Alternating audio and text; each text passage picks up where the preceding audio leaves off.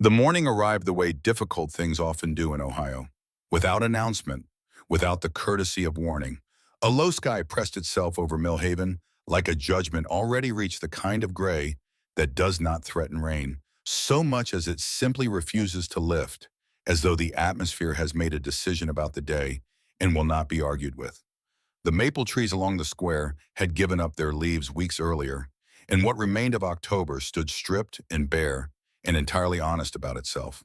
No decoration, no softening, just the bare shape of things after everything unnecessary had fallen away. Margaret Holt had been living inside that kind of honesty for some time now, though she had not always had a name for it. She sat at the kitchen table of the apartment on Granby Street, with her second cup of coffee and a folder she had retrieved from the back bedroom closet that morning. A manila folder she had not opened in 2 years, and she was looking at it without yet opening it again. Outside the window, the parking structure that constituted her view presented its concrete face to the November morning with the same indifference it presented every morning. It had been 8 months since they'd moved here. She had stopped expecting the view to improve. Margaret Holt was 74 years old. She had been born in Millhaven in the house on Caldwell Street that her parents had rented and eventually bought, and that she had passed every day of her childhood on the walk to school. She had married Walter Holt in the First Methodist Church at the end of that same street when she was 22, and he was 24 in June of 1971, in a ceremony her mother had organized with the meticulous care of a woman who understood that a wedding was a community event as much as a personal one. She had raised 3 children in this town. She had built a business here. She had taught Sunday school for 20 years at Millhaven Community Church and served on the food pantry committee and the building committee, and showed up for every workday and fundraiser with the steady, unremarkable reliability of someone who understood that institutions required maintenance, and maintenance required people who did not have to be asked twice. For 40 years, Holt's Hardware had occupied the corner of Main and Caldwell. The store had started as a single room behind a borrowed storefront in the spring of 1984, when their youngest Willow was still in diapers and Nora was in second grade, and Everett was somewhere in between at the age of childhood, where everything is a referendum on fairness. Walter had been the face of the place, and that part had been genuine and valuable. He was tall and broad-shouldered and possessed of an easy warmth that made people feel welcomed before they had finished coming through the door. He remembered faces and names and the specific projects people were working on, and he had a gift for talking to a customer about a problem in a way that made the problem feel manageable. But Margaret had run it. This was not a secret in any formal sense. Anyone who paid attention would have known it. The inventory system was Margaret's. The accounts were hers. The decisions about what to stock and what to discontinue, which suppliers to trust, and which ones were padding their numbers, who to extend credit to, and when to hold the line, those were all Margaret's decisions arrived at through the kind of mind that moves in straight lines toward practical solutions and does not require the approval of the room before it acts. She had done this work for 40 years without needing anyone to notice. That she understood now had been her first error.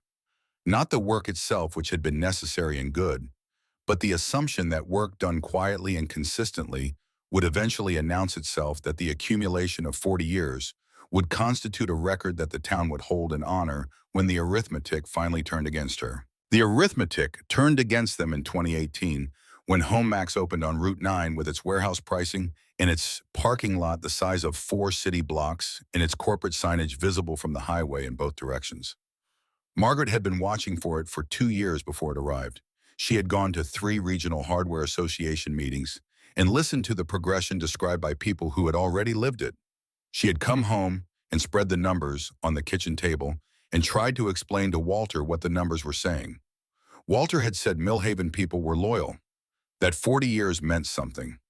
Margaret had looked at him across the table with the patience of a woman who had been right about numbers for a long time and said that loyalty was a feeling and numbers were facts, and when those two things came into direct conflict, facts did not yield out of sentiment. She had been right.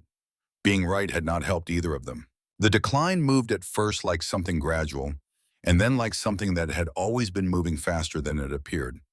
Foot traffic down 10%, then 15%, then a quarter of the reliable accounts going quiet without cancellation or a complaint, the natural drift of people following convenience without looking back. Margaret restructured the inventory twice. She pushed harder on the specialized services, the custom orders, the kind of problem solving that a national chain's hourly employees could not and would not provide. It helped. It was not enough. By 2021, she was drawing on savings to cover the gap. By 2022, the debt had been restructured twice. In the early weeks of 2023, she sat at the kitchen table on Wren Street with the last version of the numbers arranged in front of her and understood with the complete unhedged clarity of someone who has been a practical person for a long time that the numbers had made their final argument and there was no further restructuring available. She sat with that understanding for 3 days before she told Walter. He had always felt things fully, which was the quality that had made him a genuinely warm person and a reliable comfort in good times and a man who needed her to carry more than her share when times were hard. She had always known this about him. She had carried what he needed her to carry across 52 years without resentment because she understood that it was simply the nature of the arrangement, the particular way their marriage was balanced, and because the carrying had never felt like burden so much as it felt like purpose. She told him the store had to close. He sat with the papers in front of him for a long time without speaking. Then he began suggesting alternatives she had already considered and eliminated. She answered each one with the facts. He went quiet. He looked at his hands. He said nothing else that evening, and the nothing said more than anything he could have articulated. They closed Holt's Hardware in October of 2023. Margaret managed the closing the way she had managed everything for 40 years, with precision and without waste. She paid what could be paid, negotiated what needed negotiation, handled the paperwork with the same meticulous accuracy she had brought to 4 decades of accounts. The building was sold to cover the outstanding obligations. The inventory was liquidated. The bell above the door that had rung for 40 years when a customer came in was gone in 6 weeks. Margaret did not cry when the building sold. She had finished that grief privately during the 3 days between understanding the numbers and telling Walter, and by the time the closing became a public fact, she had already moved through the worst of it into something quieter. She had not anticipated Dalton Pruitt. Dalton Pruitt was 43 years old. In 2001, when he was 20, Margaret had convinced Walter to extend him a line of account credit so he could purchase materials for the first renovation project his newly started contracting business had taken on. He had come to the counter, nervous and earnest, and Margaret had looked at him and seen someone trying seriously to build something who needed a small extension of trust to get started. She had given it. He had paid his account. He had built his contracting company into a development firm and spent the next 2 decades acquiring properties in Millhaven with the focused efficiency of a man who had discovered his competence early and stayed loyal to it. 3 days after Margaret and Walter signed the sale papers, Dalton Pruitt held a press conference on the corner of Main and Caldwell. Margaret heard about it from Nora and watched the video at the kitchen table that evening. She watched Dalton Pruitt stand in front of architectural renderings of the corner of Main and Caldwell, reimagined as something glossy and contemporary, and she listened to him speak about revitalization and downtown energy in the future of Millhaven's commercial corridor. He thanked the city council. He thanked his investors. He thanked his team. He did not say the word Holt. He did not mention the 40 years. She closed the laptop. She sat at the kitchen table and looked at the wall of the apartment, which was bare because they had not hung anything yet, and she understood something about Dalton Pruitt that she had not fully understood before. He had not omitted the name Holt out of deliberate cruelty. He had omitted it because from where he stood there was nothing to mention. The building had been available. He had acquired it. The corner had a future. He was that future. The previous occupant was neither an obstacle nor a character in the story he was telling. She was simply a line in a transaction that had been completed. This understanding was not comforting, but it was clarifying in a way that anger would not have been. Walter took work at HomeMax because the savings after the debts were covered would last 14 months at their current expenses, and they needed income. Margaret had done this arithmetic before she told him and had the conversation ready when he needed to have it. He drove to HomeMax and filled out the application and came home with the blue vest folded under his arm and a quality in his face she had not seen there before, a specific diminishment that was different from sadness, more like the look of a man who has discovered that the world holds a revised assessment of him and the revision is significantly lower than the original. She took the job at the library reshelving books. She was good at it. She had always been good at tasks that required organization and precision and a willingness to do accurate work without requiring the work to be glamorous. She was not good at being invisible in a place she had spent 40 years being known, but she had managed more difficult things than that. The library was where she heard what she needed to hear. She was returning volumes to the East reference shelf on a Tuesday afternoon when she heard two women in the adjacent aisle speaking at a volume that was not quite private. She did not intend to listen, but she heard her name before she had made the decision to stop, and she stopped. The conversation was not exceptional in its cruelty. Loss at 74 interpreted as evidence of flawed judgment, speculation about their children's unwillingness to help. A final assessment delivered in the confident tone of a woman who has already decided and is now simply reciting, "You reap what you sow." What Margaret stood with for a long time afterward was not the words. It was the sound the second woman made. A small agreeing sound, wordless, that required no argument and no evidence and no engagement with the actual facts of 40 years.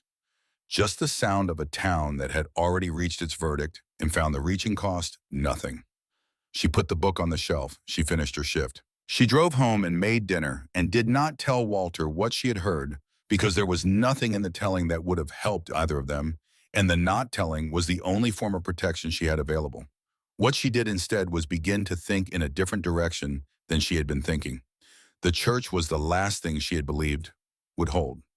Millhaven Community Church, where she and Walter had attended for 47 years, where she had taught Sunday school for 2 decades, and served on every committee that needed serving, and given steadily of both time and money through all the years when they had money to give. It was the one institution in Millhaven she had trusted completely and without audit, trusted in the way that you trust something whose purpose you believe in rather than whose performance you have evaluated.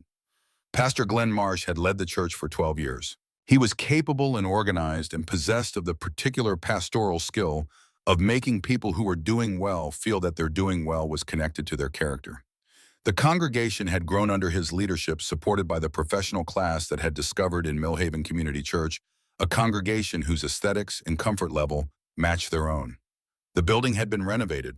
The programs were well funded. The Sunday attendance was impressive. Margaret had understood for years what the church had become under Marsh's leadership. She had not discussed this understanding with Walter, who found genuine sustenance in it and did not require her analysis. She had not discussed it with anyone because it was the kind of clear-eyed assessment that made you sound cold, and she was not cold. She was simply accurate, which was a different thing that was sometimes mistaken for the same. On the Sunday following the library, she and Walter attended as they always had. She sat in the pew they had occupied for decades, sang the hymns, listened to the sermon, shook hands with people who greeted her with the careful warmth of people maintaining a social form that their actual feeling no longer fully supported. She recognized this quality and accepted what? Social forms exist precisely for situations where actual feeling has become inconvenient. As they gathered their coats, Pastor Glenn Marsh approached. He spoke about their pledge, about the church's appreciation for their years of faithful service, about a satellite service on Thursday evenings, less formal, a different kind of community, more suited to people in different seasons of life, people who might feel more comfortable in a setting that was less structured. Walter was nodding.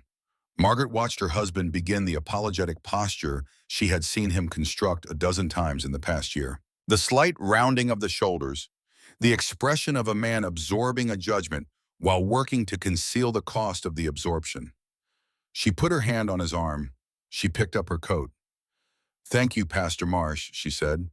Her voice was level, not hostile, not performing anything, simply what it was. "We'll be in touch." She guided Walter toward the door. They walked to the car in the November morning without speaking. She started the engine and sat with her hands on the wheel. "Margaret," Walter said. "I know," she said. "We don't have to, well, we do," she said, "and not just the church." She drove home. There are moments in long marriages when one person sees the whole shape of what has been built and understands with quiet, complete certainty where it has to go next. Not a dramatic moment, not the kind of thing that announces itself with appropriate gravity. More often, it arrives during something ordinary while you're driving, while you're washing dishes, while you're sitting in a parked car outside a church you just attended for the last time. It has the quality not of decision, but of recognition. The thing was already true. You are simply finally seeing it. Margaret drove home and went into the back bedroom closet and reached to the shelf above the hanging clothes and pulled down a manila folder she had not opened in 2 years. She brought it to the kitchen table. The folder contained the documentation for the property on Granger's Ridge. Walter's uncle Rudolph had left it to them in 2015. A cabin on 52 acres in the hill country of West Virginia, 4 hours southeast, accessible by paved county road and then by a dirt track through old-growth timber. The cabin had been built by Rudolph himself, who had spent 30 years as a land surveyor and had strong opinions about structural integrity and equally strong preferences for solitude. The property had been in the family since the 1940s. Margaret had filed it in 2015 with the thought that they might sell it when the market was favorable. The market had not been favorable. The property taxes had been manageable. The folder had sat on the shelf for 8 years. She read through the documentation with the same attention she had brought to 40 years of business records, survey maps, tax history, a description that used the word rustic 3 times, which she understood as the legal and real estate community's way of saying that a structure was present, but comfort was not guaranteed. She was sitting with the folder open when she heard Walter's key in the lock. He came in and saw her at the table and stopped in the kitchen doorway. She had been married to this man for 52 years. She knew the precise geography of his face, knew where tension lived and where it released, knew the specific way his expression moved when he was afraid, and the different way when he was uncertain and waiting for her to indicate the direction. He was uncertain now. Waiting. "Sit down, Walter," she said. He sat. She put her hand flat on the folder. "We have a cabin. Maggie." His voice was careful in the way of a man who has heard this folder discussed before and formed an opinion. "We've been through this. The cabin hasn't been touched in years. We're in our 70s. West Virginia winters at elevation." "I know what the winters are," she said. "I've read the documentation." She looked at him steadily. "And I know what the winters are here." He was quiet. "Here," she said, "we are disappearing into someone else's story about us. We are becoming the cautionary tale that people tell at church socials and over coffee, and every day we stay, we confirm it. We become smaller by degree until there's nothing left that either of us recognizes as what we actually are." Walter looked at the table. "The church today," she said. "That was the last piece of information I needed. I'm not angry, I'm not surprised, but I'm not going to sit in a Thursday satellite service for people who are struggling while Dalton Pruitt holds press conference in front of the building we built with 40 years of our lives." She pulled the survey map from the folder and spread it between them. "We have a cabin. It needs work. The winters will be hard. We are not young. All of that is true, and none of it changes what I know." "What do you know?" Walter asked. His voice was quiet, not defeated. She could hear him listening. "I know we have been steady and decent for 50 years, and I know that steadiness and decency are not protection against what has happened to us here. And I know that staying in this town because it is familiar is not the same as staying because it is good for us." She looked at the map. "Millhaven has decided we are finished. I am not willing to accept that verdict." Walter studied the survey map for a long time. "The roof description," he said slowly, "sagging on the south side.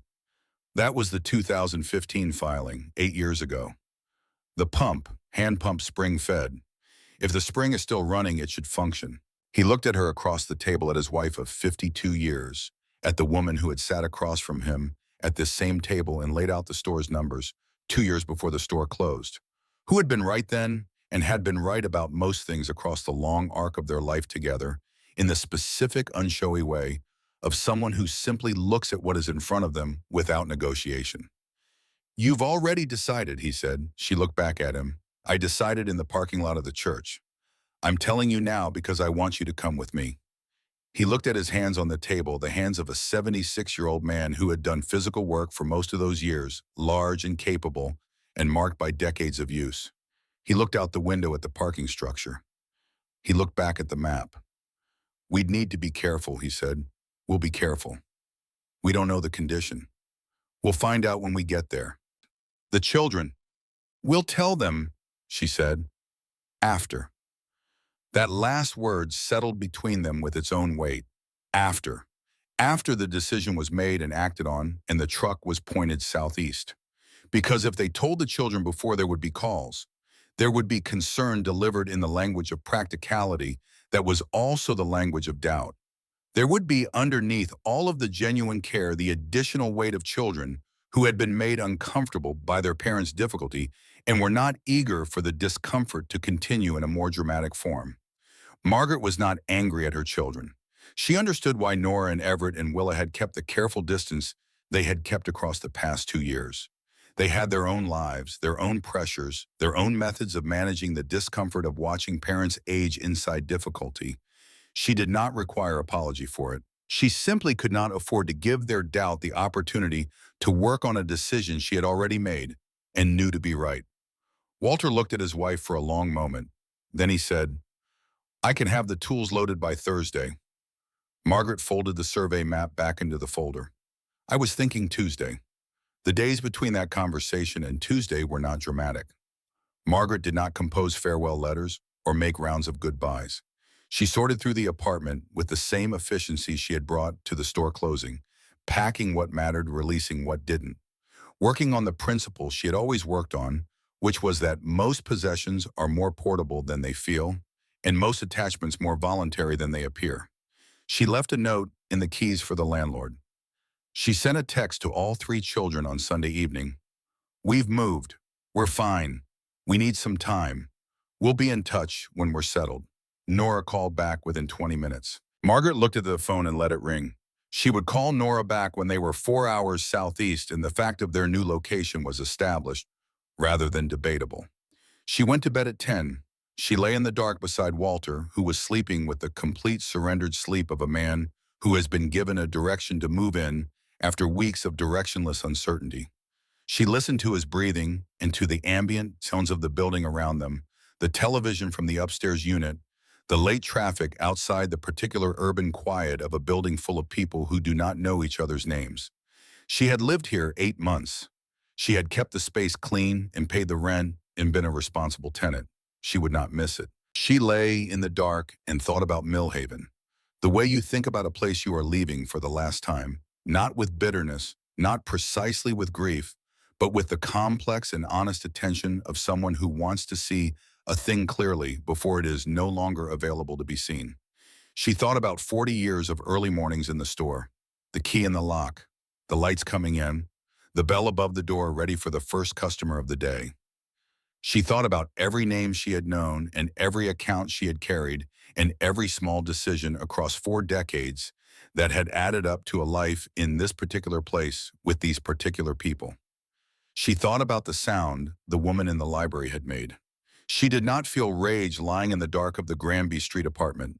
She did not feel sorrow in the way sorrow requires the thing lost to have been worth keeping. What she felt was the specific clarity of a person who has received the last piece of information a situation required and now knows with complete certainty what to do with it. The picture was whole. She had looked at it fully. She knew what it meant. She got up at 3:30. She dressed in the dark, made coffee, drank it standing at the bare kitchen counter, looking at the apartment in its stripped state walls. Empty surfaces cleared the space, reduced to its essential dimensions. Then she set the cup in the box she was taking, picked up her keys, and went to wake Walter. He came awake the way he had always come awake, immediately, completely without fumbling. He reached for his boots. She appreciated this about him still. They loaded the last boxes in 3 trips, their breath visible in the November cold, the street empty and yellow under the sodium lights. Margaret closed the tailgate and stood for a moment looking at the building, at the parking structure, at the street she had driven every day for 8 months. She had given this town everything it asked for. She got in the truck. She started the engine. Walter was in the passenger seat with his jacket collar turned up, his large hands on his knees facing forward.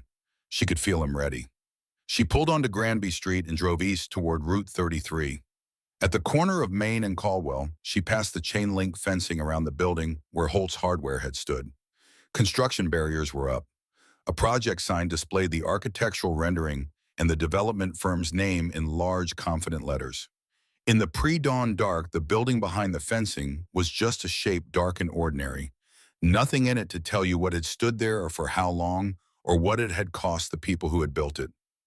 Margaret drove past without slowing. She did not check the rearview mirror.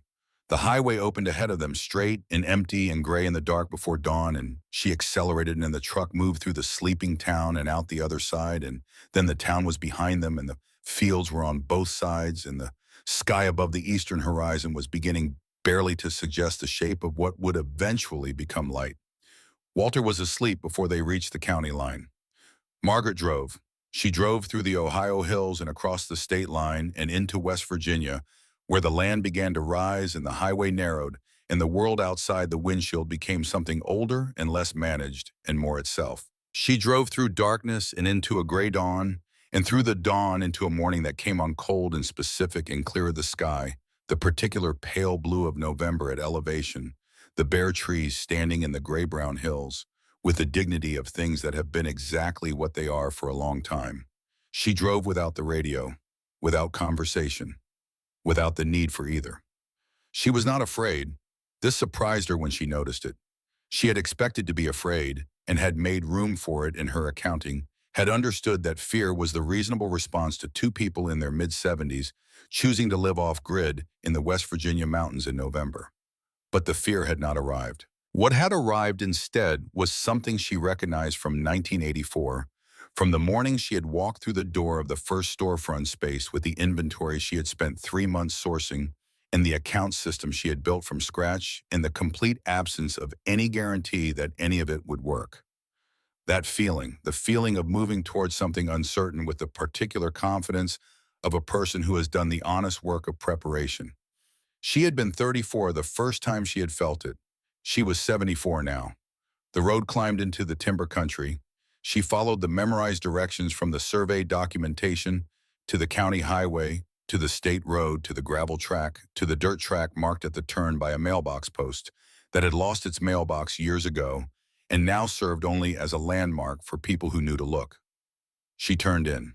The truck moved through old-growth timber, slow over the ruts and the exposed roots and the places where the track had washed out and been filled in approximately. The trees on both sides were massive and dark and indifferent, the canopy bare, but the trunks close enough that the light came through at angles, the track moving through them, like something that had been allowed rather than cleared. Walter woke when the ground got rough. He looked at the trees and then at the track. "Close," he said. "Almost," she said. The track curved and the trees opened and the clearing appeared. The cabin sat at the far end of it. Margaret stopped the truck and looked at it through the windshield. It was smaller than she had pictured, though she had tried to picture it accurately from the documentation. 80 years old at least, the timber dark with age and weather, the logs fitted together with the precision of a man who had spent 30 years understanding how things needed to hold. The south side of the roof sagged visibly enough to be a project, but not enough to suggest structural failure. One porch step was split at the center. The hand pump stood beside the door like something waiting to demonstrate its usefulness. The windows were intact but opaque with accumulated years. The stone chimney at the east end rose straight and appeared sound, exactly as rustic as advertised. Walter looked at the cabin for a long time. Then he said in the careful voice of a man saying a thing he has been deciding whether to say, "It's not much, Maggie." Margaret looked at the dark timber in the stone chimney and the hand pump in the clearing and the West Virginia sky above all of it, pale and cold and indifferent and absolutely honest about what it was. "No," she said, "it's not." She opened the door and got out. The air was immediate cold clean, carrying the smell of pine resin and cold earth, and the specific sharpness of mountain air that has not been processed by anything between the ridge and her lungs. She stood beside the truck and breathed it. Then she walked toward the door across the clearing, through the dry leaves toward whatever was on the other side of it. She put the key in the lock. She turned it. The lock engaged with a sound so definitive in the cold air that both of them went still for a moment. She pushed the door open and stepped through. The interior was a single room, designed by a man who understood that in a space heated by hand, utility and waste cannot coexist. A cast-iron pot-bellied stove occupied the northeast corner, oxidized but structurally intact. A table and 2 chairs sat in the center under a film of gray dust. A sleeping area along the west wall was separated from the main space by a curtain rod that still held its curtain-faded cotton that had been blue once and was now the color of old skis. The kitchen end held a deep sink wooden counter, scarred with U-shelves built into the wall, with the squared precision of a man who understood the difference between a shelf that would hold and one that merely appeared to. Mouse evidence on every surface. A bird's nest in the northeast corner near the chimney.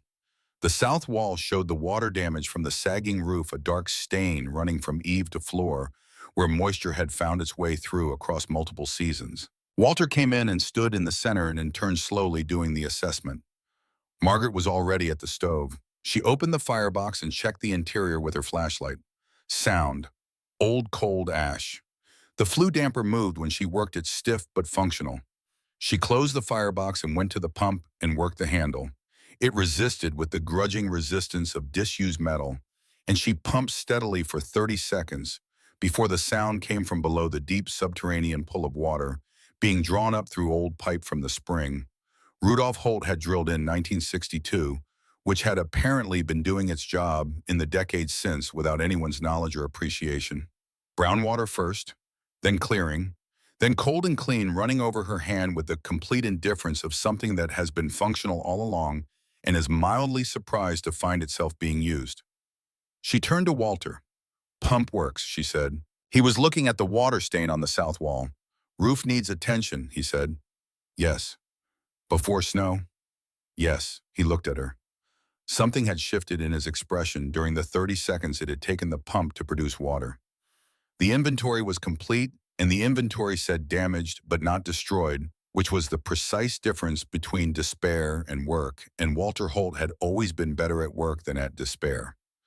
"There was tin roofing in the shed," he said. "I saw it," Margaret said. "Get the broom from the truck." That was how it began, not with a speech, not with a decided moment, just the pump producing water and the broom located, and the two of them moving through the cabin with the practical efficiency of people who have been alongside each other long enough to communicate the essential things without language. The first 3 days were work in the purest sense. Margaret scrubbed while Walter cleared debris. She found steel wool and blocked every gap at floor level with the systematic thoroughness of someone who understood that problems left unaddressed compound. She cleared the flue with a length of chain from the shed. Walter worked the roof with tin sheeting and roofing nails, his back giving him trouble on the ladder, but his hands steadied the determination of a man who understands that the choice is not between pain and comfort, but between the pain of the work and the worst pain of the water damage continuing through a winter. On the third evening, they tested the stove. Margaret built the first fire, carefully dry wood kindling, first larger pieces added gradually, the damper adjusted until the draw was right. The smoke went up the chimney, and the heat came into the room, and the cast iron ticked and expanded, and the cold that had occupied the cabin for 8 years began with grudging, then increasing conviction to withdraw. They ate soup heated on the stove's flat surface. They sat at the table in the orange light of the fire, with the West Virginia night pressing close and complete outside, no street lights, no traffic, no ambient noise from other people's lives seeping through walls too thin to keep it out. Walter said, "We did it." Margaret looked at the fire. "We did." He was quiet for a moment. Then, "First night in a house that's actually ours." She knew what he meant. The apartment on Granby Street had never been theirs in this sense. They had rented it because they needed somewhere to sleep, and they had slept there, and that had been the full extent of the relationship. This was different. Every clean surface was clean because she had cleaned about it. Every sealed gap was sealed because she had found the bomb and addressed it. The fire was burning because she had built it. The warmth in the room traced back through each specific act to the two people sitting in front of it and to no one else. She had not felt this since the earliest years of the store. She had forgotten what it was to inhabit a result that was entirely your own production. Millhaven sent its first communication on Wednesday morning, 4 days after the departure, in the form of a phone call from Nora. Margaret answered this time. She sat on the porch in her coat with the phone against her ear and listened to her oldest child move through the predictable stages. Genuine concern, then relief that her parents were physically unharmed. Then a more careful concern that was really doubt wearing the clothes of care. Nora said, "A cabin in West Virginia, Mom. At your ages, in November." Margaret said, "The stove draws well and the pump gives good water." Nora said, "That's not really the point. Margaret looked at the clearing, at the bare trees in the pale morning, at the frost on the dead grass that the low sun was just beginning to address. She said, "Nora, we made a decision. It was ours to make. I'm calling to tell you we're fine." There was a silence that contained several things: genuine concern, genuine irritation, and underneath both the faint, persistent note she had heard in her daughter's voice across many calls in the past 2 years, the sound of a child who had been made uncomfortable by her parents' situation and had not fully resolved whether the discomfort was theirs to own or hers.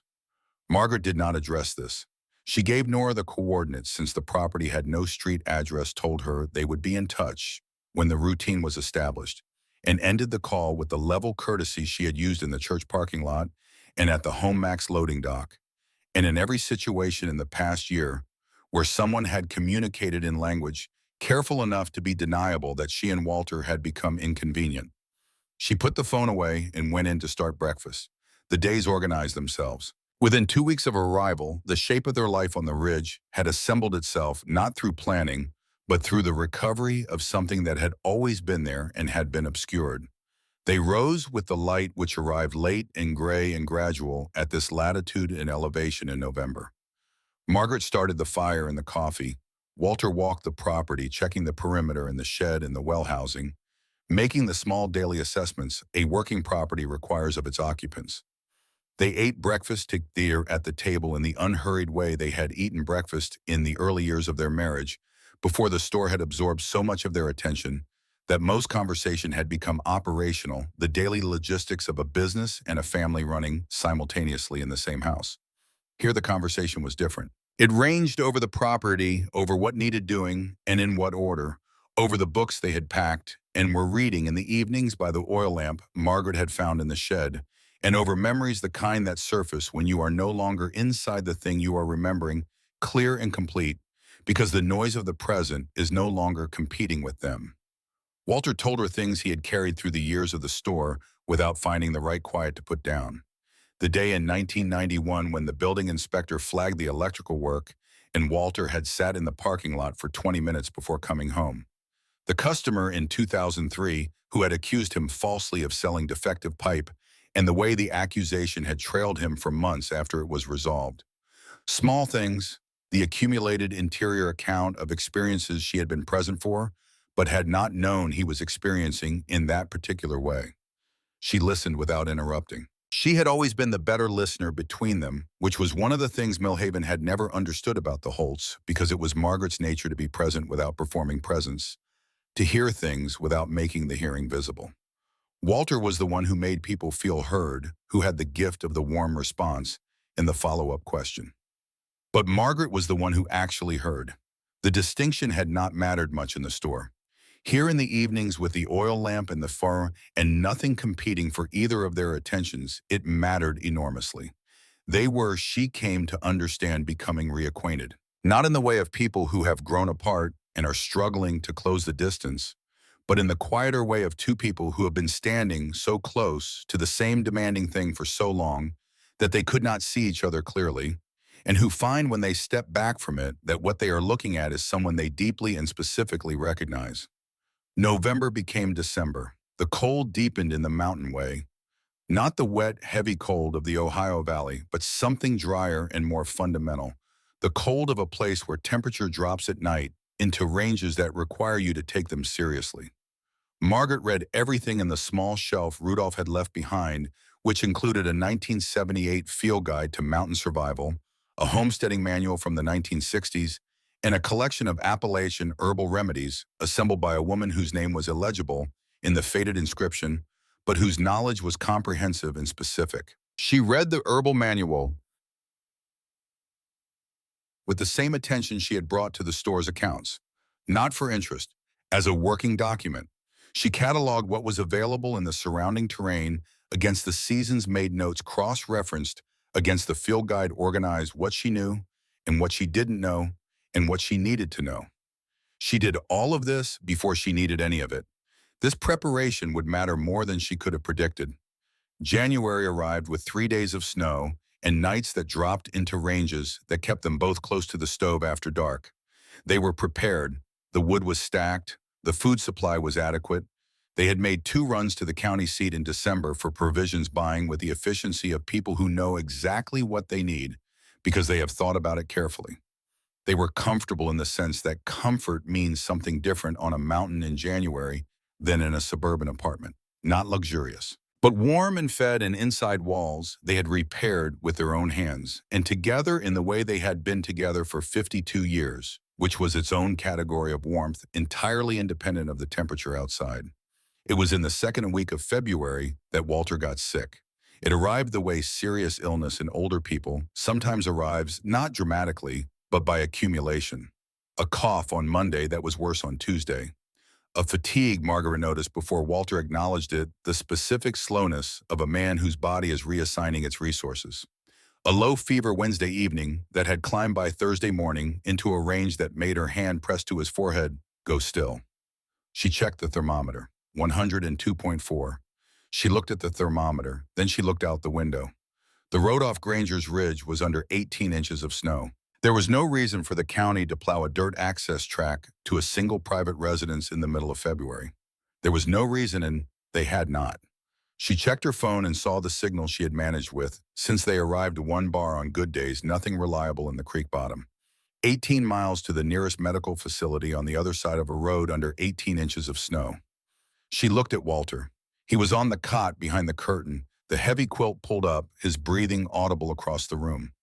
Not alarming, not yet, but carrying the quality she had heard before from her father in his last winter. The sound of breathing that is working harder than breathing should have to work. She did not panic. She went to the shelf where she had organized the herbal manual and her notes and pulled them down and carried them to the table and sat in front of them with the oil lamp turned up and read with the concentrated focus of a person working a problem that has a solution if the work is done correctly and no solution if it is not. Pneumonia in its early stages was not beyond what she had available.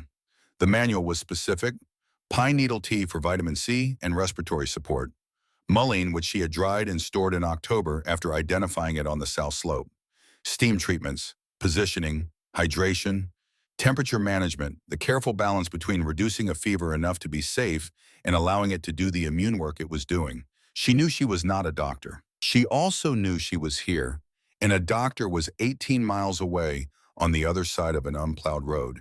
And the difference between theoretical knowledge and practical capability was exactly the difference between the situation she was in and the situation she was not. She acted on what she had. The pine needles she had collected in December and dried in the shed were in a paper bag on the lowest shelf. She made the first tea and brought it to Walter with the matter-of-fact calm of a woman who had decided that a crisis is treated exactly like any other problem that requires you to be useful. You assess what you have, you determine what needs doing, and you do it. He looked at the cup and then at her face. He was not well enough to manage his expression. "How bad?" he said. "Bad enough that you're going to drink this without argument?" Margaret. "Walter." She sat on the edge of the cot. "I have what I need. I know what to do. You're going to trust me to do it." He looked at her the way a man looks at his wife of 52 years, when he knows she is managing her own fear rather than its absence, and who has been married long enough to understand that the management is itself a form of love, and that trust is the appropriate response to it. He drank the tea. 11 days. The fever climbed on the third day to 103.8. Margaret sat beside the cot for 36 hours, without sleeping more than an hour at a stretch, waking to check the temperature, and the breathing replaced the cool cloth on his forehead, maintained the fire at the precise level the manual specified. She made the tea every 4 hours. She boiled water on the stove and held the steam over Walter's face with a towel tent. She monitored his fluid intake with the precision she had brought to 40 years of accounts. On the fourth night, he became delirious. She sat beside him and held his hand and listened to him talk in the way of a person whose fever has loosened the narrative of consciousness. He talked to people who were not in the room. His mother, 20 years dead, a customer named Birkins, whose family had moved away in the 1990s. He described the sign above the door of Holt's Hardware, its lettering, its color, the way it caught the afternoon light when the sun came around the corner of the building. Margaret held his hand and did not say anything. She was hearing for the first time the full, unmanaged weight of what the store's loss had cost him. the pure version stripped by fever of the protective layer he had maintained for her benefit across the months of the closing and the apartment and the home max vest folded under his arm. She had known the loss was large. She had not known until now exactly how large had not been allowed to know, because Walter had been carrying it quietly so that she would not have to carry it for him. She held his hand tighter. On the ninth day, the fever broke. She knew it before the thermometer confirmed. It knew it from the quality of his breathing, which had changed in the night from the labored, monitored sound to something slower and deeper. The breathing of a body that has finished its crisis and begun the quieter work of repair. She checked the temperature at 5 in the morning, 99.1. She set the thermometer down and put her face in her hands and sat in the chair beside the cot and allowed herself privately and completely what she had not permitted herself for 11 days. Then she got up and stoked the fire and started the coffee. On the 11th day, Walter was well enough to sit up. He sat on the edge of the cot with the quilt around his shoulders and looked at Margaret across the room with an expression she had not seen in this form in 52 years of marriage, a specific combination of humility and recognition, and something that exceeded what the word gratitude could hold. "You didn't leave," he said. She kept her back to him for a moment at the stove, arranging her expression. "Where would I go?" she said. 11 days, he said. "You were here the whole time." "Yes. You could have walked out, gone down for help." "I had what I needed here," she said. "Maggie," the voice of a man speaking from below the usual register of speech. "You saved my life." She brought him tea and sat in the chair beside the cot and looked at him. Her husband thin now from the fever, the bones of his face more present than usual, his eyes carrying the particular clarity of someone who has been close enough to the edge to have genuinely looked over it. "We've been saving each other for 50 years, she said. "This was a different kind of weather." He put his hand over hers on the arm of the chair. Outside, the February ridge held its silence, the silence of a mountain that has no particular opinion about human dramas, that predates them by geological epochs and will outlast them by the same. It was not a comforting silence. It was something more valuable than comfort. It was honest. It made no claims about what you were or what you were worth or what you had failed to accomplish. It simply was, and it asked you to be what you were and nothing beyond that. In Millhaven, across the months since the Holt's departure, a different accounting was proceeding. No one was connecting its terms to the couple who had left before dawn on a Tuesday in November, because in the efficient way of small towns, the Holt's had become a filed story, a cautionary tale, and cautionary tales exist to be referenced, not interrogated. Dalton Pruitt's project on the corner of Main and Caldwell had been in trouble since January. The foundation and inspection conducted through a firm he had trusted perhaps more than the specifics warranted had missed something. The structural engineer his primary investor's legal team brought in did not miss. The remediation cost was the kind of number that changes a project from profitable to problematic, and the investor agreement contained language that allowed his partners to respond to problematic math in ways Pruitt's own attorneys had not made sufficiently clear when he signed. He was not bankrupt yet. He might not reach it. But the press conference photographs were being discussed in a different tone now. The church was losing members quietly. 3 major donors had reduced giving substantially, citing the same thing in different language: the feeling that the congregation had become more interested in the appearance of prosperity than in the practice of what it was supposed to be. A 4th had simply stopped attending, and the note of inquiry Marsh sent had not received a response. When an institution loses members without explaining departure, the silence is usually the explanation. At the library, the woman hired to replace Margaret had been found logging hours she had not worked. The supervisor who had made the hire on the grounds that Margaret's slower adaptation to digital systems made her less efficient was now recommending termination of a more technologically fluent employee who was less honest and, on examination, less competent at the actual work. None of this reached Margaret on Granger's Ridge. She was not thinking about Millhaven. She was thinking about the spring and the seed catalog she had sent for, and the fence line along the north boundary, and the notebook she had started keeping at the kitchen table after Walter was asleep, filling it with what she was understanding about the ridge and about herself in a form that would hold. The recovery took 3 weeks. Walter regained strength by stages, sitting first, then standing, then moving through the cabin, then onto the porch in the strengthening March light, with his face turned toward the sun, with the specific gratitude of a man who has recently had reason to appreciate it. Margaret watched him recover with the patient attention of someone who understood that some things required witnessing rather than management. It was in early March before Walter was fully recovered, but after the worst was clearly past that she met Owen Birch. She was working on the gap in the north fence line when she heard footsteps on the trail below the property. She straightened and saw a man in his early 60s making his way up through the timber with the deliberate pace of someone who has been walking for a long time and is managing the effort without pretending it away. Lean good hiking gear, a pack suggesting several days out. He stopped when he saw her. "Didn't expect anyone out here," he said. "We live here," Margaret said. He looked at the cabin through the trees, year-round and planning on it. He introduced himself, Owen Birch, 63, retired high school history teacher from Roanoke. He had been hiking 4 days into a 2-week solo trip he had planned with deliberateness as a way of thinking through some things.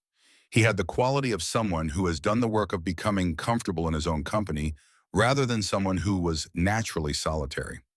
She invited him up for water. He came up and sat on the porch steps and drank and looked at the clearing with the appreciative eye of someone who understood what they were looking at. Walter came out and they talked the easy talk of people on a porch without agenda. Owen mentioned his wife the way a person mentions someone recently lost fully directly without managing the fullness into something more comfortable for the listener. She had died in October. 43 years of marriage. Heart failure quick, which was merciful, and also he said it the way a man says a thing he has had months to examine from all its dimensions. Not merciful because quick meant no preparation, no last conversation that knew it was the last. Walter offered genuine condolences in the way of a man who understood loss from the inside. Margaret sat on the porch and listened.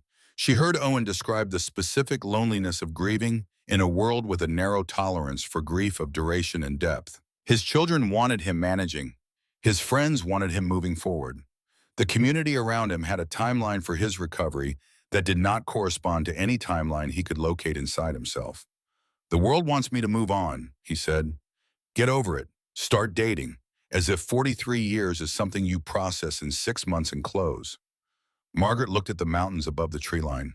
She thought about the library and the church and the way a community decides what it needs from a person and then loses patience when the person stops providing it. Owen's grief was inconvenient the way her poverty had been inconvenient. Not because anyone was malicious, because communities run on consensus, and consensus cannot accommodate too many persistent deviations from the established understanding of how things are supposed to proceed. She had not been failed by Millhaven because it was cruel. She had been failed by it because she had expected something from it that communities are simply not designed to provide. The expectation that 40 years of contribution would generate 40 years of loyalty. That was not how communities worked. She had believed it was because the belief had made the 40 years feel like an investment rather than an exchange. But it had always been an exchange. And exchanges have endpoints. Understanding this changed the nature of the pain from something that felt like betrayal into something more like the ache of a person who has learned something true later than was convenient and must now incorporate it. When Owen left the next morning, he said he would come back through on his return. Margaret said they would be here.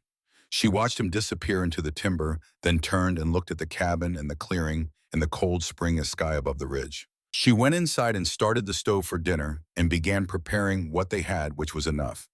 Spring arrived on the ridge the way most true things arrive, not with announcement, but incrementally in the specific and unhurried way of a world that does not operate on human timelines. The creek sound returned, first water over stone in the trees below, a low, continuous conversation Margaret had not realized she had been missing until she heard it return. Then the snow retreating from the south slope in widening patches. Then the light through the east window at a different angle, laying a stripe of pale gold across the table in the early morning. Walter noticed the light first sitting at the table one March morning with both hands around his mug, looking at it, and then at Margaret across it, and without speaking, which was his way with the things that mattered most. She said the south slope should be workable by end of month. He said, "I'll turn it when the ground gives enough." That was the whole conversation. It contained everything that needed to be said about February and the 11 days in the creek below, and the spring arriving, And the fact that they were both still here at the table with the light coming through the window at the angle that March makes possible. The garden became their shared project. Walter turned the south slope with the spade Margaret had sharpened over the winter, working the dark Appalachian soil in rows his back, carrying the consequence of February, but his hands steady the pace of a man who has learned to work within limits without being defined by them. Margaret planted with the precision she had brought to the seed catalog across the winter months. Not everything she had wanted, everything that would work. Beans and squash and potatoes and the hardy greens the elevation would support. She marked the rows with sticks and twine in the organized geometry of someone who understood that the ground's generosity required the gardener's specificity in return. During those afternoons on the slope, she became aware of something in her body she had not felt in years. Not youth, not the absence of the aches that 74 years of physical life had installed in her joints and lower back. Something underneath the aches, a quality of full presence, of being entirely in the place she was, with nothing held in reserve for the management of a gap between what was real and what needed to be presented as real. In Millhaven, even in the good years, she had carried a continuous background layer of calculation. The accounts in her mind during dinners, the awareness of quarterly numbers and supplier invoices and which accounts were at risk. The constant management of the distance between what was happening and what the store and the town and the children and the bank needed to believe was happening. The performance of equanimity for Walter, who needed her steady. The performance of competence for the customers who needed her certain. The performance of stability for the town, which needed her to be the reassuring version of herself that 40 years had established as the standard. Here the performance had no audience and no purpose. The garden needed planting, and she planted it.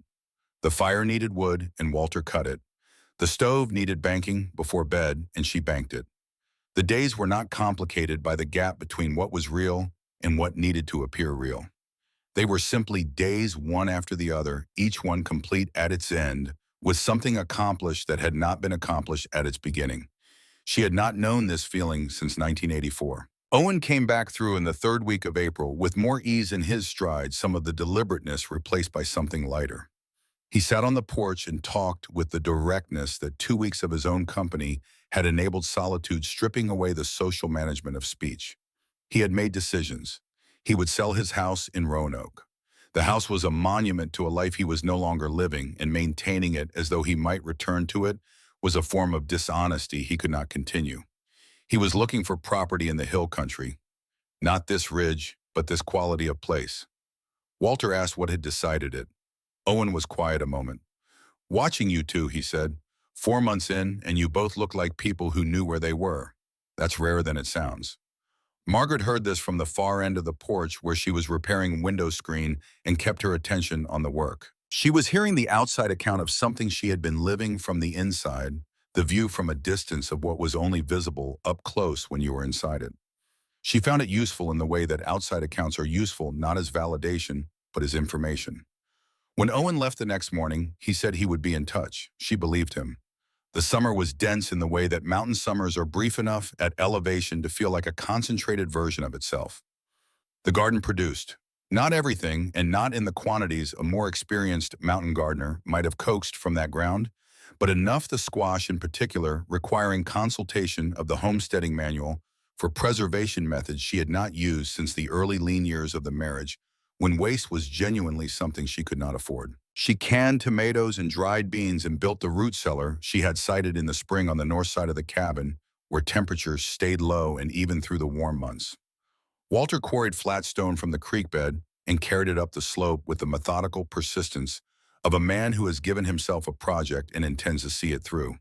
Hikers came through on the trail below across the summer. Some stopped. Some who stopped came up to the clearing, drawn by the visible fact of habitation in a place where habitation was unexpected, and being glad in the way of people who have been alone for several days to talk with someone. Margaret heard stories on that porch that stayed with her.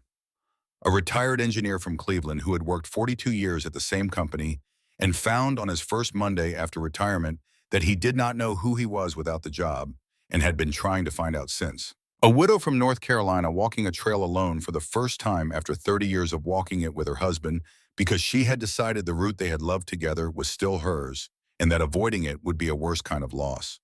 A couple in their late 50s who had sold their suburban house and were looking for land and could not yet name what they were looking for, but were trying to locate it by moving through terrain that felt more honest than what they had left.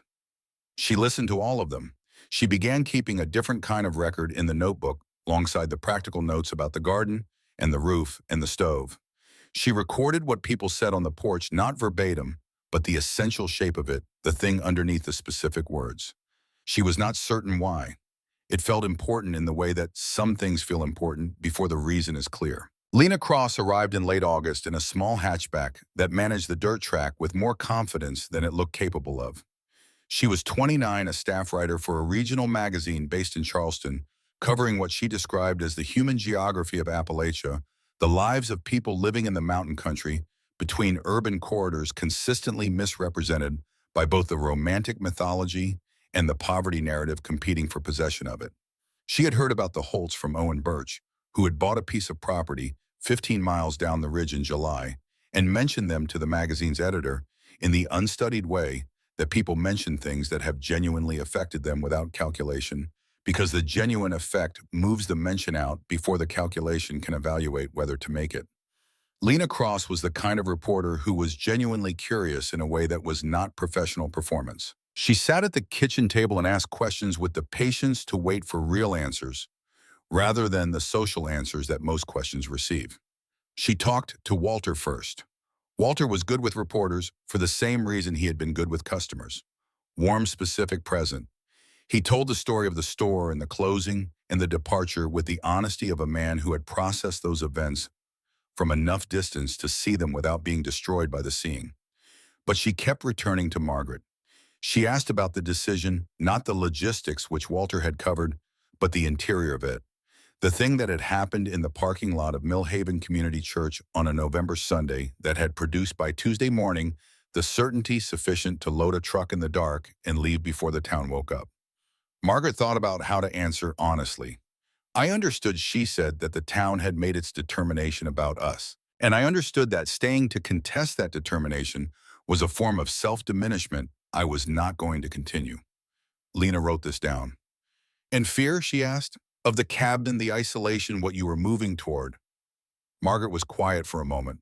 What I was afraid of, she said, was different from what you might expect. The cold, the hard work, the isolation, those are practical risks. You can assess them, prepare for them, manage them. The other thing, the becoming invisible by degrees in a place that has decided you are no longer useful, that one I could not prepare my way out of. I could only leave my way out of it. Lena wrote for a long time after the visit. The piece ran in October in the magazine's regional issue. It was, Margaret would think later, the most accurate account of something she had lived that she had ever read. Lena had not made them heroic. She had not made Millhaven villainous. She had written the truth of what had happened and what it meant with the intelligence of a writer who understood that the interesting story was not the dramatic version, but the real one. The piece was called The Woman Who Chose the Mountain. It ran with a photograph Lena had taken in the clearing, Margaret standing in front of the cabin, in the late August light, one hand on the porch rail looking not at the camera, but at something past it, with the expression of a person who has arrived somewhere they recognize. Margaret did not see the piece when it ran. She had no reliable internet access on the ridge, and the magazine was not at the county store.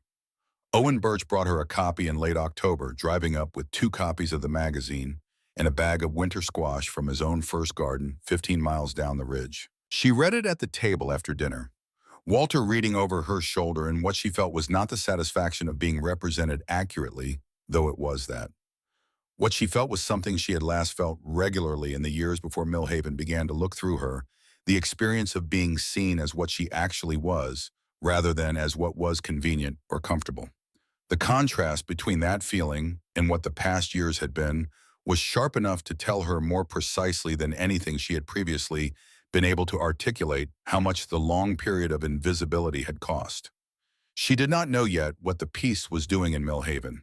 She did not know about Dalton Pruitt reading it at his attorney's office, while the bankruptcy proceedings of the Maine and Caldwell project generated their paper trail. She did not know about Pastor Glenn Marsh, who had resigned from Millhaven Community Church in June After a process that had been less about a single event than about the accumulated weight of a leadership style, the congregation had finally decided did not reflect the values the church was supposed to hold, reading the piece in the small apartment in Akron, where he was now attending a different church as a member rather than a minister, sitting with the particular discomfort of someone in the middle of a genuine reckoning.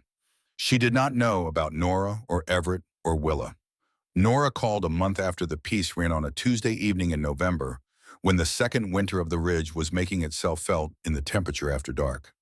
The call began in the way that calls between them had begun for more than a year, with the careful warmth of a relationship being maintained across a distance that was partly geography and partly something more resistant to navigation. But within a few minutes, the social layer thinned and something more essential came through. Nora said, "Mom, I've read the article 4 times." Margaret said, "Owen brought me a copy."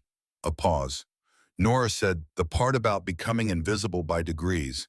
I've been thinking about that. Because I think I watched that happen, and I told myself you needed to be more realistic. About the store, about retirement, and about accepting that some things don't work out the way you planned." Margaret waited. Nora said, "I think what I was actually doing was asking you to make yourself smaller, so I didn't have to be uncomfortable about your situation. The realism I kept offering you was really a way of saying, stop being a problem. I don't know how to explain." Margaret sat at the kitchen table with the fire in the stove and Walter reading in the chair by the window, the November ridge doing what it did outside, holding its cold and its dark with the indifference of a place that has no investment in the human dramas occurring on its surface. She said, "Nora, I know." Nora said, "You knew."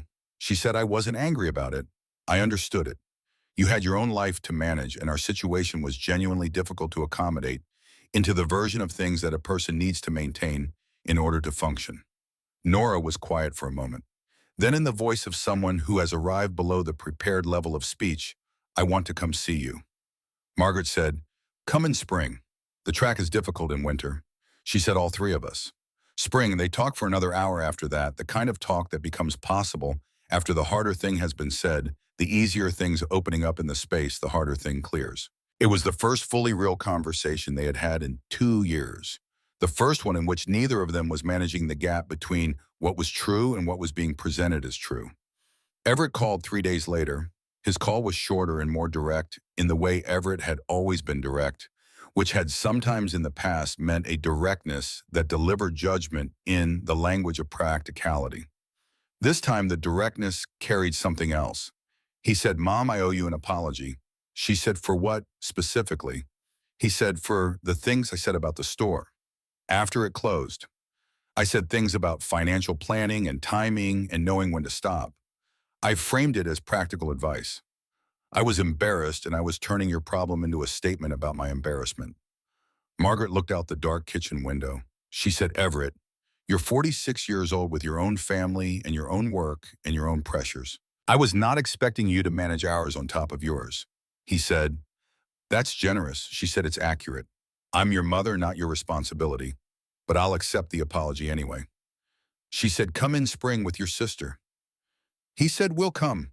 Willa called a week after Everett, which was the order. Margaret had anticipated the youngest always at her own pace, arriving at things after she had spent more time with them than her siblings needed. Willa had always been the most internally complex of the three, most likely to sit with something difficult, rather than resolving it quickly into a position. In the hard Millhaven months, she had gone quiet in the way of someone who cannot fix something and finds the unfixable too uncomfortable to witness. Willa said, "I've been thinking about what I did, which was nothing."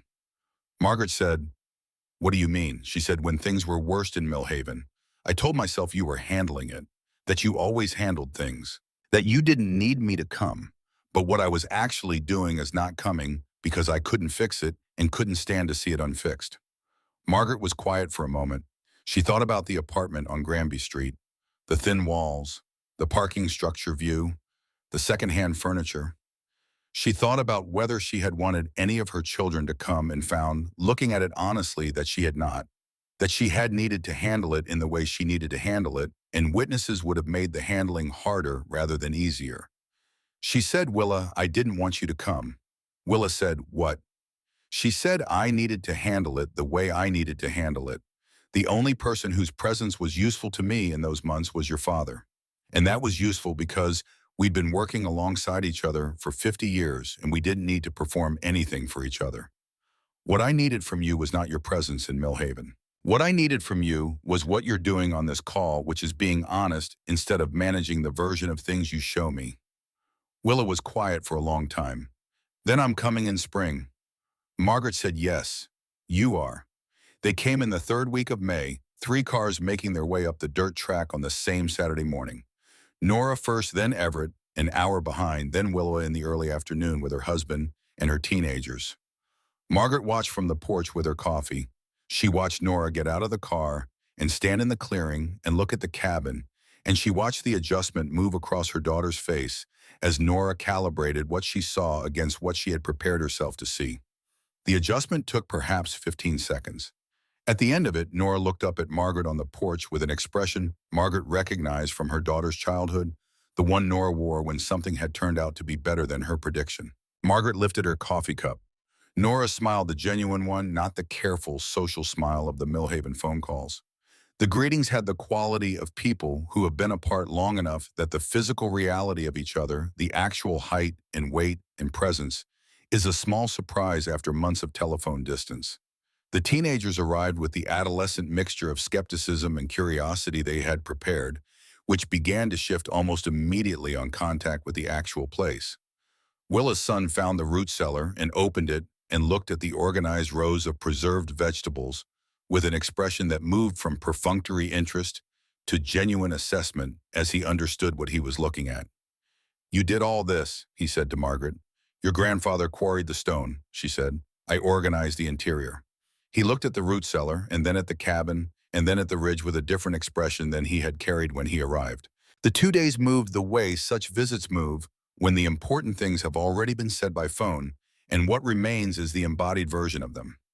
Everett spent 3 hours Saturday afternoon splitting wood more than they needed for that day or the next several, working with the focus of a man who needs to do something physical because the physical activity is honest enough to justify doing it. Margaret watched him from the garden, where she was doing the evening watering, and understood this as the embodied form of what he had said on the phone, the apology made in the language of effort rather than words. She let him work. Sunday morning, she found Willa on the porch before anyone else was up.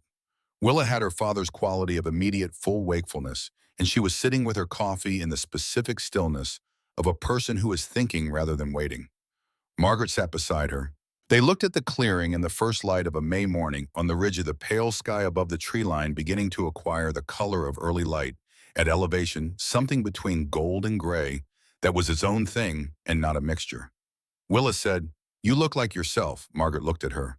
She said, "I look like myself in a way you haven't seen before.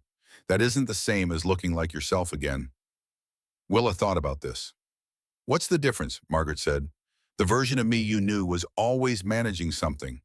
The store, the finances, the way things appeared to the town. I was good at that, but 50 years of management takes something from you that you don't recover by simply stopping.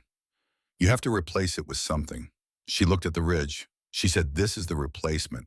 When the children left Sunday afternoon, the 3 cars disappearing one by one into the timber, Margaret and Walter stood on the porch and watched until the sound of the last engine faded into the continuous sound of the ridge, the creek, the wind, the birds, the specific silence that was not absence but presence.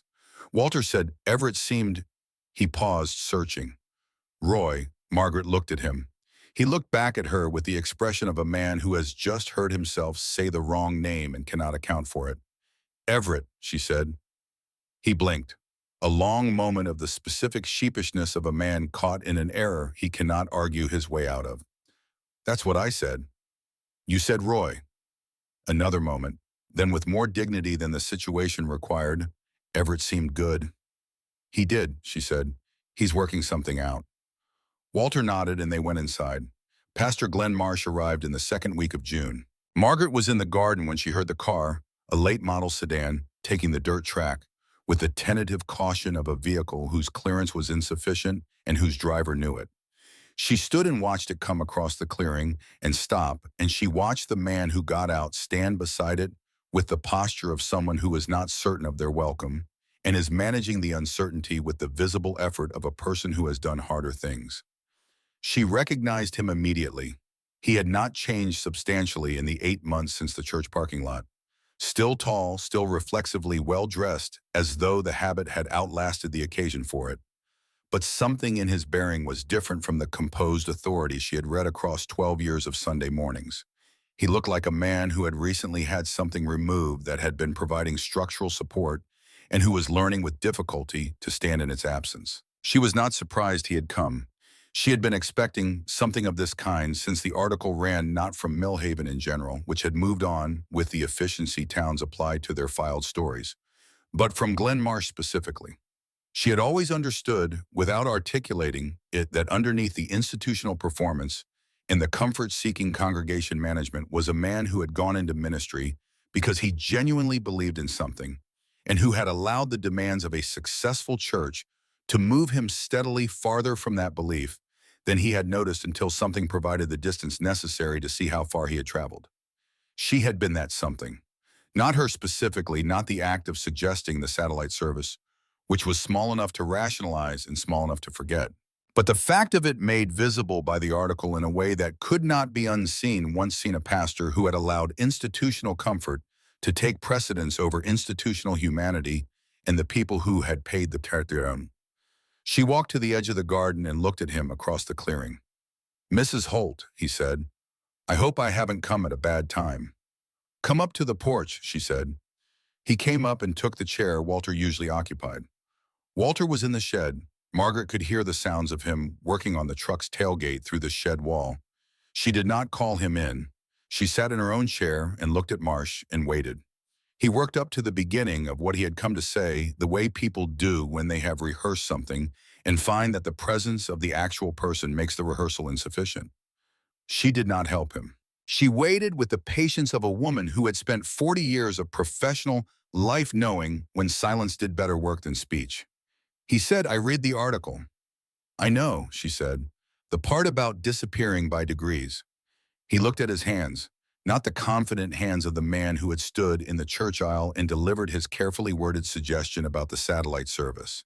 The hands of a man holding something he has not yet determined how to put down. "I've been thinking about that since I read it, because I think that is precisely what I asked you to do. I asked you to make yourself smaller so that the congregation could remain comfortable." "Yes," she said, "I told myself it was practical, that the church needed its donor base, that your situation was—" He stopped. "I told myself you would understand." "We did understand," she said. "We understood perfectly." He stopped again, started over from a different place. "I don't think I understood what I was doing. I think I had been doing versions of it for a long time with people whose struggle was less visible, and with you it was simply the version I finally couldn't rationalize after the fact." He looked at her directly, the directness of a man who has finished the prepared version of the thing he came to say and arrived at the actual one. "I'm sorry, Mrs. Holt, for what I said in the church, for the way it communicated that your value to that congregation was contingent on your financial contribution to it." Margaret looked at Glen Marsh sitting on her porch in the June light, with the creek running below and the ridge above in its patient altitude. She said, "Glenn, the day you said what you said was the day I understood what needed to happen.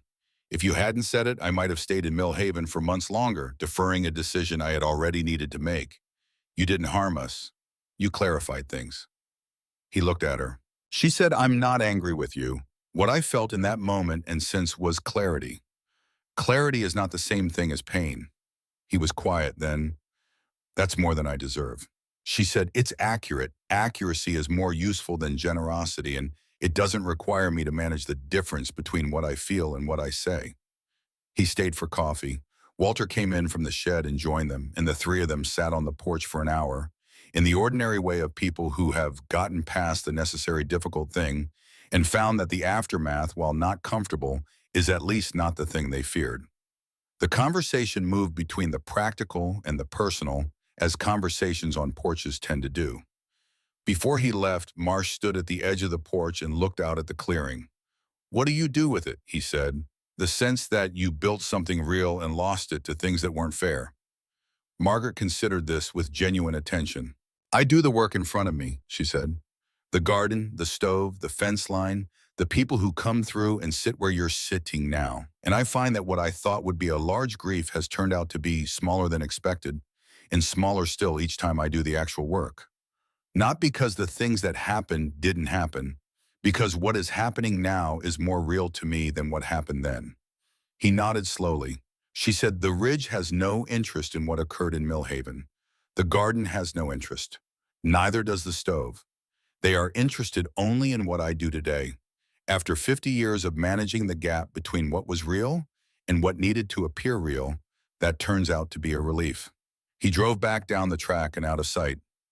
Walter came back from seeing him off and sat down in the chair Marsh had vacated. He said, "You were easier on him than I would have been." "I know," she said. She looked out at the clearing, at the June light in the grass and the timber beyond. She said, "He drove here instead of sending a letter. He sat in our chairs. He said the real thing instead of the managed version of it." She paused. "That deserves something. Not absolution, but something."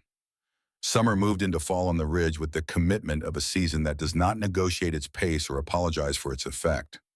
The color started at the top of the ridge in late August and worked down through September until the whole mountain was holding fire, the specific and unrepeatable arrangement of red and orange and gold that the ridge made every year for no audience, with the thoroughness of something that does not require witness to be complete. Owen came by in September with two people he had met at the county planning meeting, a couple in their early 60s, selling their house in Columbus and looking seriously at property in the hill country. They came onto the porch and sat with the quality of people making a decision they were nearly certain of and looking not for confirmation but for an honest account from someone who had already made it. Margaret told them the honest account. She told them about the first 3 days and the February illness and the 11 days in the root cellar and the garden and the work that did not pause because the body wanted it to.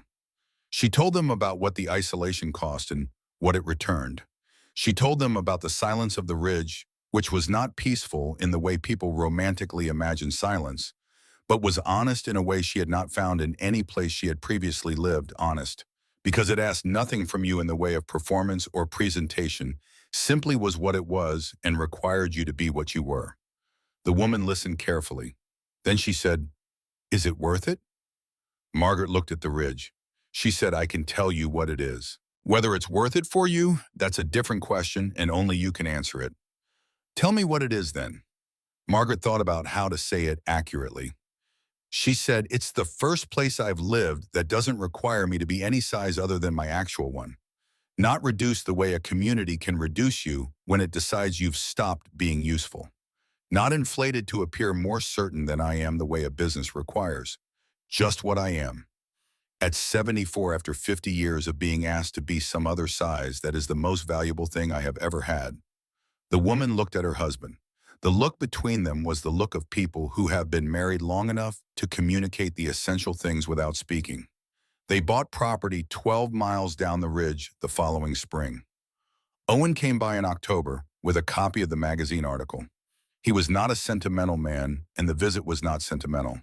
He read a passage aloud on the porch the way a person returns something to the person it belongs to. He read, "She does not describe their departure from Millhaven as escape, though the word would be accurate.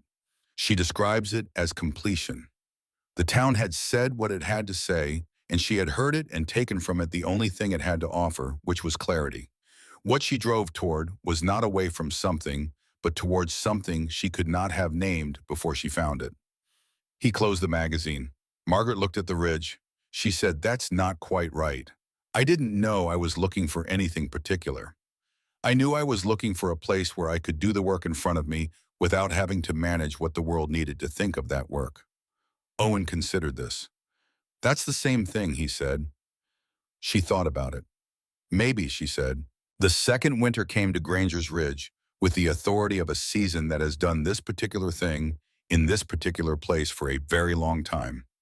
Margaret stocked the wood in the root cellar and the shelves with the efficiency of a second-year practitioner, the uncertainty and waste of the first winter replaced by the specific competence of someone who now knows precisely what the season requires and has prepared for it to that precision and not beyond. Walter was well. stronger than he had been before February, in the way that bodies are sometimes densest and most reliable at the site of their most serious repair, the old timber laying down denser rings at the location of its deepest wounds. On the last evening of October, they sat on the porch at the threshold of the cold season. The sky held the last color of the day above the western ridge gap, the pale orange of a sunset that had been working quietly for an hour and was now in its final minutes concentrating itself into something more specific and intense than anything the full day had offered. Walter said, "Any regrets?" Margaret looked at the sky. She thought about the question with the honesty she brought to every question that deserved it, not managing her answer toward what was easiest to give or most comfortable to receive, but going to where the actual answer was and looking at what was there. She said, "I regret that it took what it took to make this choice. I regret the years in Millhaven when I knew things were wrong and managed them instead of seeing them clearly. I regret that losing everything was the price of understanding what was worth having." Walter was quiet. She said, "I don't regret a single day on this ridge. Not February, not the hard work, not any of it." She looked at him. She said, "I regret that I spent so many years fitting myself into the shape the town needed, rather than the shape I actually was. I had forgotten there was a difference until the ridge reminded me." He put his hand over hers on the arm of the chair. He said, "I never knew you were doing that. I should have." She said, "I was good at not showing it. That was part of the same problem." He was quiet. The sun finished its work on the western gap, and the sky moved through the last of the color into the clear deep blue of an autumn evening on the ridge, the first stars beginning to appear above the tree line, the cold settling in with the quiet authority of a season that does not require permission.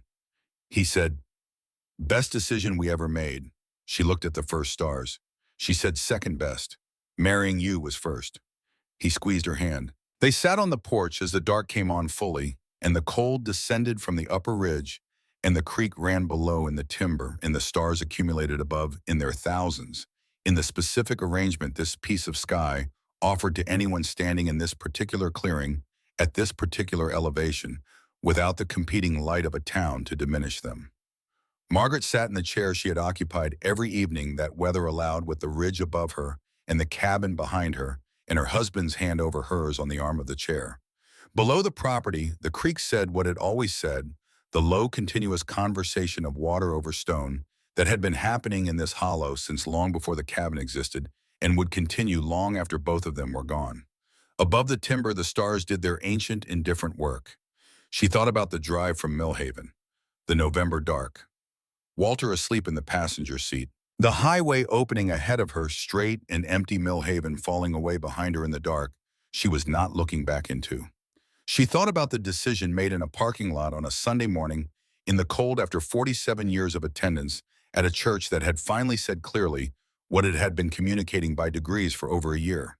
She thought about the pump producing brown water and then clear, about the stove drawing on the third night, about 11 days in February, about the notebook filling on the kitchen table, about a reporter named Lena Cross sitting at that same table asking the question that required her to say out loud, for the first time, what she had understood in the parking lot, that staying to contest a verdict was a form of diminishment she was not going to accept. She thought about Owen Birch and the couple from Columbus, and the retired engineer from Cleveland, and the widow from North Carolina, and all the people who had sat on this porch across a summer and a fall and told her the thing underneath the specific words they were using. She thought about Nora's voice dropping below the level of the prepared speech. Everett splitting wood for 3 hours on a Saturday's afternoon.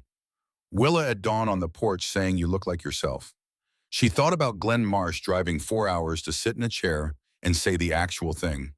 She thought about all of it and found that it did not feel like a completed story so much as it felt like a life which was not the same thing and was better. Stories have conclusions. Lives simply continue each day, adding itself to the one before it. The accumulation of ordinary mornings and practical work and conversations on the porch and the sound of the creek and the light through the east window, laying its stripe of pale gold across the table where the coffee was getting cold.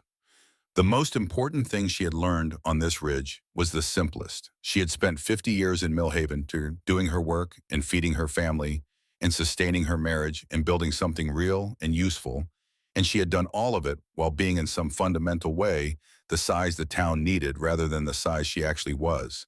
She had not known this. She had been too close to it to see it, and the town had been too close to care. It had taken losing everything to create the distance necessary to see the shape of what had been. The ridge had given her back the thing she had not known was missing. Not Millhaven, not the store, not the house on Wren Street, not the standing she had earned across 40 years. Herself, at her actual dimensions, without performance, without the continuous management of the gap between what was real and what needed to appear real, without the version of Margaret Holt that Millhaven had required. Just this, the cold and the creek and the work and the porch and the stars above the ridge and her husband's hand on hers and the morning that would come through the east window with its stripe of pale gold and ask nothing of her but that she be present in it and do the work it contained and be exactly who she was. She had driven toward this before dawn on a Tuesday in November, while the town she had served for 40 years was still asleep and had not yet noticed she was gone. It had cost her nothing she had not already lost, and it had returned everything that mattered.